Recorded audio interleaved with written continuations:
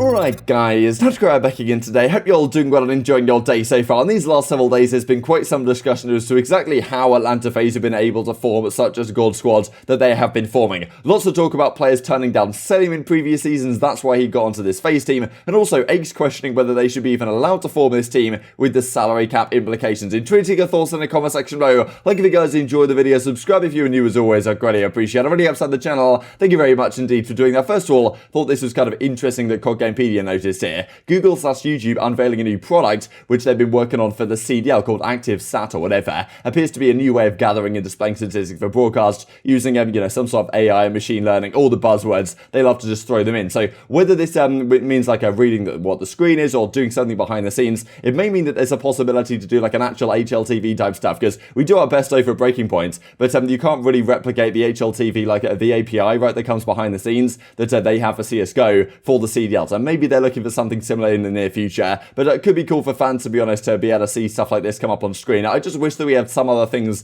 coming up on the screen other than just KD. All the keys to victory are just like, okay, this player had this KD in this series, therefore he needs to not have a bad KD in this series, or this player had a 1.36 in this series, therefore if he does the same thing again, they're going to win. It's like, surely there's some more, some more additional information you can give us here. We're not all brand new to the scene. I understand why you want to cater to that, but how many new players are you really getting into watching this at this point, because you don't really do the best job promoting it and making it a good viewing experience. But well, first of all, this I thought I'd mention 7th of July, a couple of days ago now, well, several years ago at this point, that's when 100 Thieves initially disbanded after a pretty tragic roster in 2016. They would then come back, of course, a few years later, and to have some great success in Black Ops 4, and seemingly now they're finding their feet once again here, Los Angeles Thieves, with this new squad. Thought I'd mention this as well from Huke real quick. He actually does a tweet yesterday. We're still kind of waiting for Crimsix's video. We're not really sure what's going to be going on right here. The off-season is probably going to be crazy again, to be honest, with roster changes, right? Because who knows where Huke's going to go. If they find a solid team here under Los Angeles Thieves, does he stay? Does he go somewhere else? Lots of questions. This year's been a tough one, he says. We keep pushing. Forever grateful for everyone and the opportunities I've been given. Hope all is well to everyone as well who may or may not be reading this. This kind of EasyMac gets the idea along, like, just as I was talking about, really. Why doesn't the CDL use any team stats? No break or hold percentages in hardpoint. No plus or minus for hills. No post-plant hold or retake percentages in search and destroy. No advanced stats in control. No map records depending on sides. Just the quick scope and then nothing. It just seems like wasted opportunities. Wish they'd promote this way more and teach viewers the fundamentals instead of dumbing it down. Would love them to break down which teams are better at holding and worse at holding and breaking. Which teams rotate more. Which teams win opening breaks and control more. Just simple stuff like that goes a long way. And I absolutely agree, right? We used to do some cool stuff back in the day. You'd have Riven on the teleprompter. He'd be drawing arrows and stuff. Exactly which teams do what in certain breaks and certain hardpoints. And we also used to see, like, certain teams, they'd bring up at the end of the match, like, a graphic as to which teams had done well on particular hardpoints. You used to be like, okay, wow, this team did really well on P2, this team did really poorly on P3. Even stuff like that kind of gives you a good idea of exactly, how the teams are playing the map. And so maybe aggregating that over time can give you a good idea. Because I know that EasyMac has all these stats. And I imagine the CDL has all these stats as well. For some reason, they don't decide to use them right. It could be so interesting to say, okay, which teams are particularly good. It's not just like, hey, we're going into another Moscow hardpoint. It's like, all right, what are the things to watch on this map? Are OpTic particularly good at holding P3? That's something to look at. Are their breaks onto P2 pretty lackluster, right? Do they go a little bit too slow? Like, is their break percentage lower than the league average? All these types of things would be so interesting to watch, and I'm pretty sure other sports do this way better than Call of Duty does. I don't really know why we dumb it down, I suppose, as EasyMac is saying right here. Now, thought I'd mention this though, because we talk about the skill gap in this game. People are talking about, you guys were telling me yesterday that Black Ops Cold War is actually a terrible game, and yeah, fair enough, everyone is entitled to their own opinion. One team who probably doesn't think it's a terrible game is at Atlanta FaZe. They've been on an absolute rampage as of late, and this is something I wanted to mention, because at the start of the season they started off 11-0, right? And that was the record for the entirety of the CDL. Now, they've just broken that, so no one really seems to be talking about it. I kind of forgot it happened myself, but the victory against Paris is now their 12th win in a row after their loss to the Sub. I mean, look at this, right? They won all these series in a row. They lost to Subliners in the winners final, won the grand final anyway, and then it will come out and just win their next 12 series, or including that, win the next 12 series in a row. So I mean, they're just absolutely on fire right now. I don't even know who's going to take them down for the rest of the season. It's so hard to say, but it will certainly a nice little segue into what we are going to discuss right here, because Ben J and Nassim said a few players ago on the flank. He kind of followed up a few days later saying that, like, yes, this is a pretty similar situation with ILLey and Shotzzy on the Dallas Empire side. Why they were able to form such a good squad last season is because a lot of the veteran players didn't actually want to team with Cellium, right? Cellium came on the scene. I mean, he's obviously been around the scene for a very long time. I probably want to do a big documentary on his career, to be honest, because it's quite the interesting one. He came on the scene several years ago, Black Ops 3 time I started to hear his name. Even before that, to be honest, playing like 1 versus 1 wages and hardpoint matches and stuff like this. Really arrives in the pro scene professionally in Black Ops 4, comes onto the FaZe team, does some great things at the Pro League qualifier, and of course they still don't make it right in that tournament. And okay, eventually he finds his way back into League, but a lot of players didn't really rate him right, despite he was dropping crazy numbers. He wasn't dropping insane numbers, but I think a lot of people could tell by the eye test, like, wow, this Cellium guy is particularly good, but still, a lot of players didn't seem to want to particularly team with him, and as a result, the Atlanta FaZe squad formed last season with Priestahh and MajorManiak on it, and now they've got the opportunity to do exactly what they want this season. You know what's funny to me about how that FaZe team happened? That FaZe team happened because people didn't want to team with Cellium. There were a lot of players that turned down FaZe because they'd rather play with someone else than playing with Cellium, which I think is comedy and speaks towards.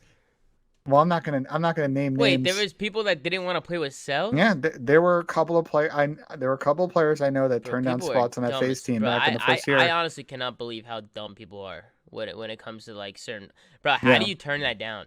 How do you turn that down? That makes no sense to me. Like, that makes absolutely no sense. It makes no sense to me either. You team with MC, like, yeah, like he was definitely a little raw in that Black Ops 4 year, but you couldn't tell me by the end of the year, man, that kid was going some crazy. I was dying to play with him before he was even a professional. But Slasher is not necessarily convinced that this is actually the case. As he comes out in reply right here, I usually know a lot of the Rostermania stuff, but actually have no idea who he is talking about on this occasion. Crimsix, I'm not sure of that one. Go on and drop the names, you've got to know, unless it is straight up cap. So maybe saying that Ben's not exactly speaking straight facts, but it doesn't seem to be an incredible surprise to me. We know that a lot of the pro players like to protect their own, right? There's a lot of, a lot of cycling of players, right? A lot of recycling of players that have been around the scene for several years, friends with the guys in the pro scene, they get recycled through, and it's newer guys like Cellium, which aren't necessarily in the friendship circle, that then get, left on the outskirts, to be honest, and, find themselves teaming with players like aBeZy and Simp, and, eventually Arcitys, and forming, such a god squad as, of course, they have. Similar situation really for Shotzzy and ILLey. We talked about the fact that Octane had the opportunity, I'm pretty sure, to go to Dallas last season to team with these guys, wasn't convinced that they were actually going to be particularly good, and therefore decided to go down the safer route. And obviously that hasn't worked out for them in the long run, right? And it's situations like this that it does make you wonder that a lot of these pro players, do they regularly watch some of these guys play? Of course, there's some understanding, right, that maybe these guys won't be the best communicators. They're going to take some time to learn, even if they are good on paper, at least for the eye test perspective. But still, a lot of these guys that are incredibly talented and also have incredibly great work ethics are going to be fantastic pro players, and the veterans that take the chances on them, like Crimsix, like Clayster did last season on the Dallas Empire, and also kind of what FaZe did, I mean, at least this time with Arcitys coming into the squads,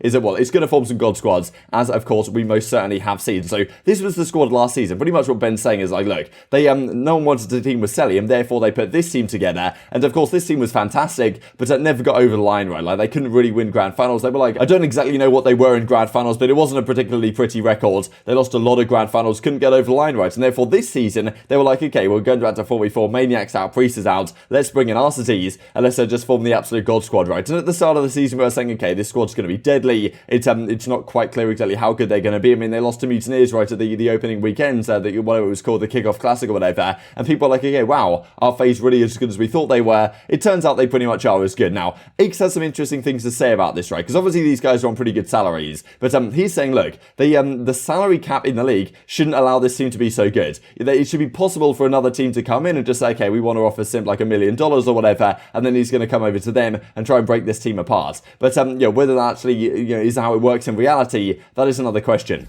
Well, they got to put money up, and then you would break up these 1 through 12 teams. Yeah. Like, bro, FaZe shouldn't be able to have that FaZe team if there was 16 teams. Salary wouldn't allow them to. Like, yeah, you have the salary cap for a reason. Actually, distribute the talent a little bit. Yeah. And that's why I don't think it should have franchised with 12. It should have waited till there was 16 for sure, lock it in. Nah, I mean, we just never should have went. I guess that's different, right? Because players didn't actually lose jobs because we were in 5v5. So I guess, like, if it was 5v5, you still have the same amount of players in. But the switch from 5v5 to 4v4 with 12 teams just abysmal. Because first of all, I'm pretty sure the salary cap in this league is a soft cap. So you don't, it's not like an absolute hard cap that you have to go under. You can have a, well, you can pay over the salary cap, but then you just have to pay like a luxury tax or whatever to the CDL or whoever. So it enabled you to do that. I'm pretty sure that might be what the OpTic guys do, to be honest, with the salaries going on over there. Now the FaZe guys, I'm not 100% sure what you can tell you what their situation is, but if you're FaZe, you're winning all the prize money, you love playing with your team. Like, why would, let's say, like, I don't know, new organization comes in, we go to 16 teams. Simp gets offered like $1 million, maybe he's on like 500k right now to go somewhere else. Does he even take that, right? Maybe he does, maybe he'd be stupid not to, some people would argue, but from my perspective, he wants to be on a team that's great, he wants to be on a team that wins, he's winning so much prize money. I mean, why would you not stay on Atlanta FaZe? That's really the problem. How do you even split this team up if you wanted to, even though, you know, they're obviously completely running through the CDL right now, and FaZe and Ben's talking about exactly how this team has been possible to form, but now it has formed. It's it might be a very long time until this team disappears anywhere anytime soon, right? Because if they keep on winning, why would they split apart? They seem to love to play with each other. There's like, they have everything going for them right now to Atlanta FaZe, and eventually they'll stop winning. That's how things work. Eventually things will fall apart. The second law of thermodynamics at work, I suppose. But yeah, I mean, there's so many great teams in the CDL, but FaZe are clearly a cut above. And for everyone who wants to talk about it, yeah, the skill gap in this game isn't that great. Just look at their records and maybe think again about that one, to be honest. Just a couple of nice clips to finish off the video here. This is a Scump playing the other day with the aBeZy and Arcitys in a, well, they're playing a league play match, goes all the way down to 5-5, and Scump manages to clutch up a 1 versus 3, and well, the ice is just too strong, as it was, to be honest, yesterday in their matchup. Scump has been phenomenal in search and destroy this entire season, and this was another case of it. And Doug Martin, who made a phenomenal appearance last night on the flank, at least while it lasted, is well, absolutely gunning people in the Challengers Cup, and yeah, they lost to Saints & Co in the end, but a pretty phenomenal clip at the end of the day from Douglas Martin. Will we see him back in the league? Maybe he's the man to take down Atlanta FaZe. Intriguing your thoughts in the comment section below. Hope you guys enjoyed the video. If you did enjoy it, I'd greatly appreciate a like on the video. It really helps out the YouTube algorithm that you enjoy this content. Other people like you may enjoy this content as well, and I've grown the competitive Call of Duty community. Thank you much as always, take care, and I will see you next time.